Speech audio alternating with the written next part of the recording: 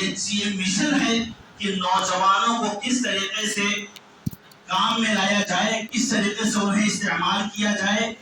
کیا اس امت کے نوجوانوں میں جو بگاڑ ہے، کیا یہ بگاڑ ایسا ہے جس کی اصلاح کی جا سکتی ہے، یا پھر ان نوجوانوں کو دیکھتے ہوئے، ان نوجوانوں کے شب و روز کے دیکھتے ہوئے، ان کے حرکات و سکنات کو دیکھتے ہوئے ہمیں مایوس ہو جانا چاہیے. لیکن قبل اس کے کہ میں اصل موضوع میں داخل ہوں، میں آپ کو یہ بشارت دیتا چلوں کہ الحمدللہ اگر ہم پچھلے 10-15 سالوں کا جائزہ لیں تو یہ بڑی خوشگوار خبر ہے. یہ جو دیکھنے میں آ رہی ہے یہ بشارت ہے کہ الحمدللہ بہت حد تک نوجوانوں میں اصلاح کا کام ہو رہا ہے اور نوجوانوں میں سدھار آ رہا ہے.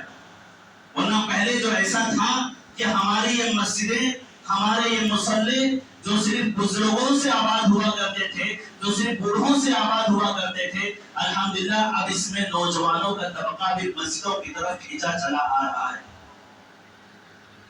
تو یہ چیز جب دکھائی دے رہی ہے تو یہ دونوں اعتبار سے ہمارے لیے خوشگوار ہے.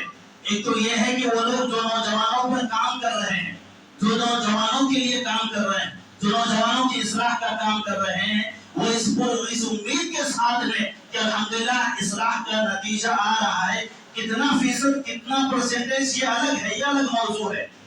ورنہ کام کا نتیجہ الحمدللہ اگر نوجوانوں پر کیا جائے تو الحمدللہ اس کے مثبت اثرات مرتب ہو رہے ہیں. اور اسی طریقے سے وہ نوجوان جنہیں ابھی اصلاح کی ضرورت ہے، جنہیں مزید سدھار کی ضرورت ہے، ان نوجوانوں کے لیے بھی اس طرح کے نوجوان اسوہ اور قدوہ ہیں کہ دیکھو یہ جو نوجوان جو سدھر گئے ہیں، جن کے ہاں اصلاح آ گئی الحمدللہ، جو نافع ہے اور اپنے لیے بھی اور اپنے قوم کے لیے بھی اور معاشرے اور سماج کے لیے بھی، تو یہ نوجوان جس ماحول میں رہ رہے ہیں اسی ماحول میں آپ بھی رہ رہے ہیں. جب یہ سدھر سکتے ہیں تو آپ بھی سدھر سکتے ہیں.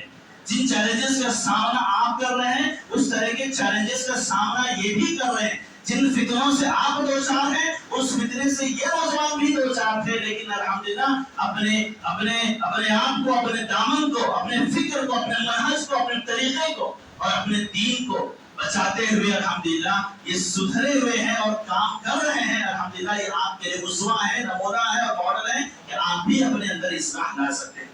تو دونوں ناحیے سے یہ جو سدھرے ہوئے نوجوان ہیں الحمدللہ کرنے والے کے لیے بھی اور کیے ہوئے شخص کے لیے بھی یہ اسوہ اور نمونہ ہے. اب دوسری چیز کہ نوجوان یہ دیکھیے، یہ کسی بھی قوم کے لیے، کسی بھی سماج اور معاشرے کے لیے سب سے اہم ہوتے ہیں، سب سے اہم رول ادا کرتے ہیں. نوجوانی کی جو زندگی ہوتی ہے اس میں انسان کے عزم اور حوصلے جوان ہوتے ہیں. کچھ کرنے کا جذبہ ہوتا ہے، کچھ کرنے کی صلاحیت ہوتی ہے اور کچھ کر سکتے ہیں وہ لوگ. اور یقین جانیے کہ اگر یہ نوجوان، یہ طبقہ، سماج اور معاشرے کا یہ طبقہ اگر سدھرا رہے تو پھر یقین جانیے کہ پھر یہ صرف اپنے لیے نہیں بلکہ پورے سماج اور پوری قوم کے لیے یہ مصلح بن جاتے ہیں. لیکن اگر یہی نوجوان طبقہ ہمارے سماج اور معاشرے کا بگڑ جائے اور راہ حق سے بھٹک جائے، اپنے مشن کو بھول جائے، اپنے مقصد سے بھٹک جائے، تو پھر یہی نوجوان نہ اپنے لیے نافع ہوتے ہیں اور نہ یہ سماج کے لیے نافع بلکہ سماج کے لیے نقصان دہ بن جاتے ہیں. اور اسی لیے دیکھیے شیطان کے جتنے حربے ہوتے ہیں، شیطان کے جتنے حربے ہوتے ہیں، سب سے پہلے اگر کسی پر وہ آزماتا ہے، سب سے زیادہ حربے اگر کسی پر آزماتا ہے تو پھر وہ نوجوانوں پر آزماتا ہے. کہ اگر سماج کے یہ طبقے ہوتے ہیں اور نوجوانی پر یہ کام کرتے ہیں. اور اسلام ہمارا یہ مذہب الحمدللہ اسی تعلق سے بڑا فکر مند ہے، بڑا حساس ہے.